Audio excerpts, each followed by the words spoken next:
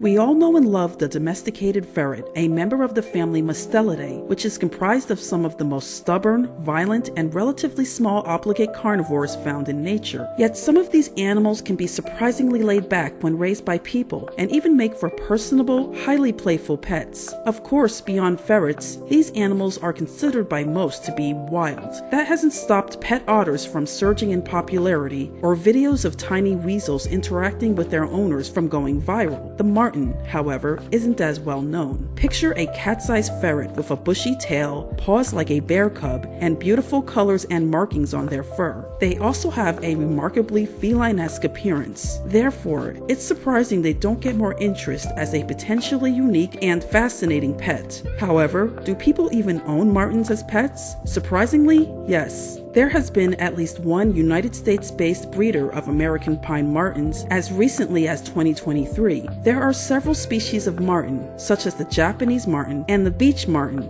although the more notable species are the American marten, pine marten, and sable. These species have been kept as pets in their respective countries of origin, although infrequently. As you might imagine, martens, being related to some notoriously viciously tempered animals, such as the mink and the honey badger, have a reputation for being voracious hunters that can take down formidable prey. This may also translate to them seemingly being naturally aggressive and having the capacity to do some major damage when they bite. But actually, martens are also the unfortunate target of the fur trapping industry, and humans pose a much bigger threat to them. Martens are omnivorous and may even be important seed dispersers in the wild. The degree to which they consume plant-like material depends on the species. For the most part, martens, unlike minks, catch prey that is around their own size or smaller, except for the yellow-throated marten, which preys on small deer and even panda cubs apparently. Most marten species specialize in eating birds, smaller mammals such as squirrels and voles, and they will also consume carrion. They are pretty opportunistic and will probably not turn down meat, fruit, or seeds that are available to them.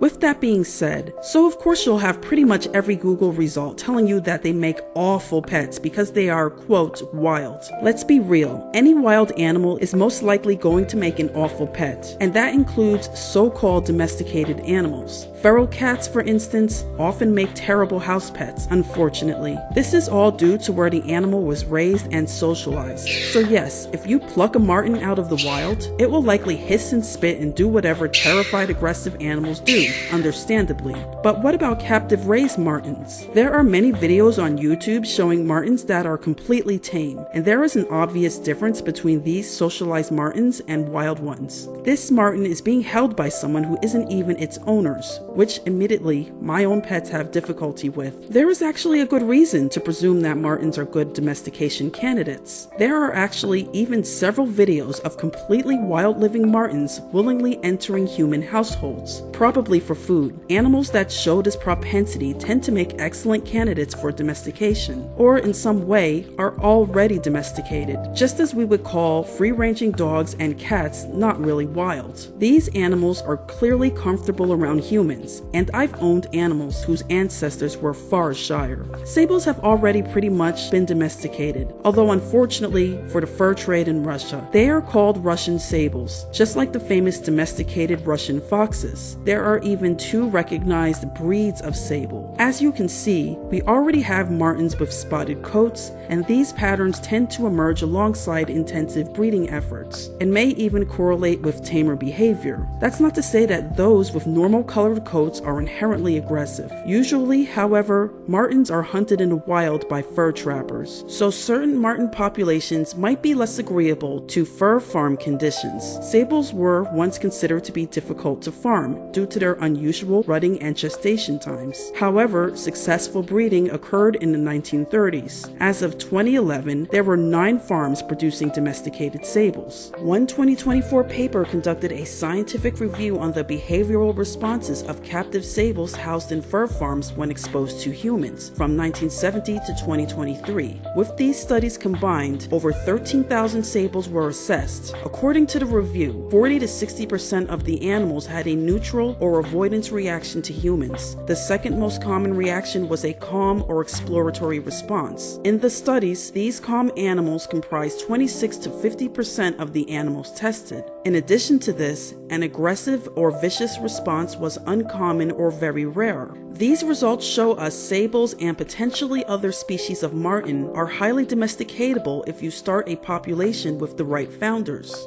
Just like other animal species, some individuals are calmer than others, and selective breeding can bring out these traits. It's likely that within fur farms, tolerance to human presence was indirectly selected for because animals that are calm around people tend to breed better in captivity due to reduced stress levels. This effect can also be found in wild living animals that choose to live and forage around human settlements. I think it's safe to say that if sables can grow and reproduce in the less than ideal conditions of fur farms, they can also do the same when cared for as a pet. However, we're not interested in keeping them in cruel fur farm conditions. We want to know if they'd be happy in a human household, indoors or out, and I don't see why this wouldn't work. As previously mentioned, they have a flexible diet, they have much longer lifespans in captivity, and they seem to enjoy human company. Some species have even been described as tame by fur farmers. This is all despite that they are naturally solitary,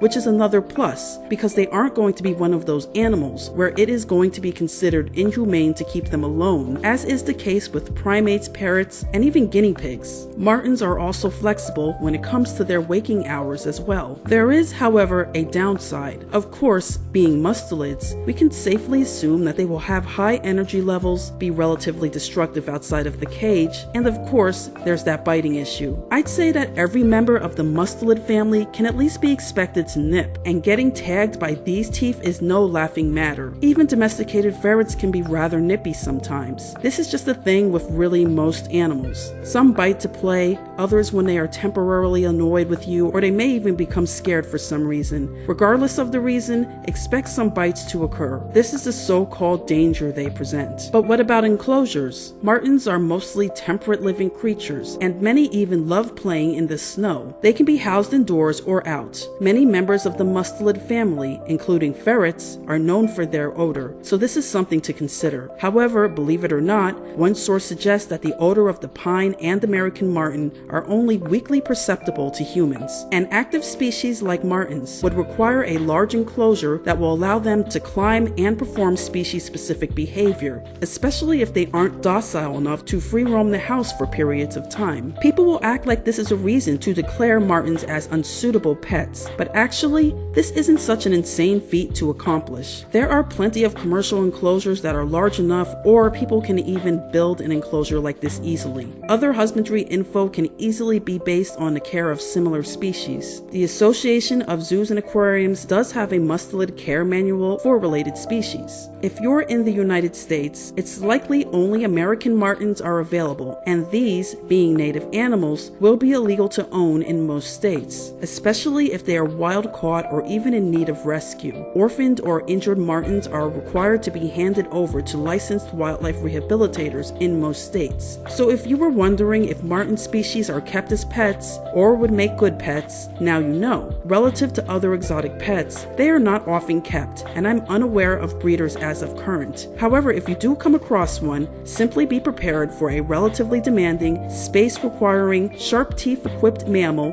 and you'll probably be okay.